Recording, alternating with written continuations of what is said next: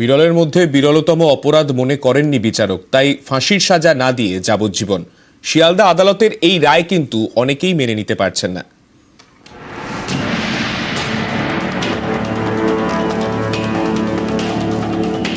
সরকারি হাসপাতালে মহিলা ডাক্তারের ধর্ষণ খুন, এই নিয়ে দেশ জুড়ে শোরগোল। দোষীর ফাঁসির সাজার জন্য ওঠে জোরালো দাবি, কিন্তু তা হয়নি। সঞ্জয় রায়কে যাবজ্জীবন সাজা দিয়েছে আদালত। বিচারকের পর্যবেক্ষণ, আরজি করের ধর্ষণ খুনের ঘটনা বিরলতম নয়। নির্যাতিতার বাবা মনে করেন সিবিআই তদন্তে খামতি থেকে গিয়েছে।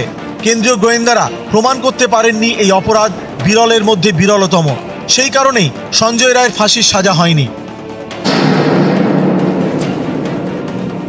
জজের ওপর আমরা পূর্ণ আস্থা রেখেছিলাম। জজ তার আস্থার মর্যাদা রেখেছেন। সিবিআই তার যে সঞ্জয়ের এগেনস্টে ঠিক মতন তথ্য প্রমাণ দিতে পারেনি বলেই তার মৃত্যুদণ্ড হয়নি। ঠিক মতো সঠিক না বলেই কালকে সঞ্জয়ের ফাঁসি হয়নি। আরজি করের ধর্ষণ খুন ঘিরে দেশ জুড়ে শোরগোল পড়ে যায়। এরকম তোলপাড় হয়েছিল 2012 সালেও দিল্লি নির্ভয়াকে গণধর্ষণের ঘটনায়। সেই ঘটনায় দোষীদের ফাঁসির সাজা শোনায় আদালত।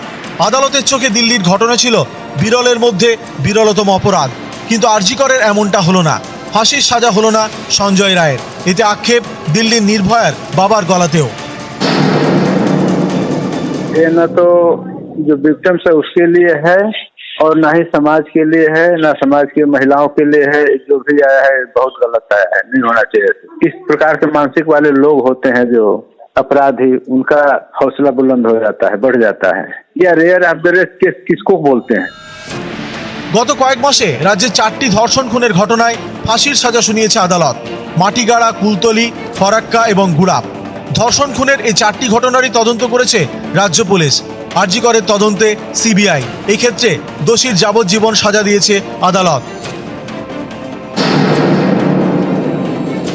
दोषी को दंड मिले, फांसी। वो भी ऐसा वैसे नहीं, फांसी का आने वाला जो भी अपराधी हो, अपराध करने से पहले 1000 बार सोचे। इसलिए से मैं कानून प्रशासन से अपील करती हूँ, संजय राय का इतना इजी कारावास नहीं था, उसको मृत्युदंड मिलना चाहिए।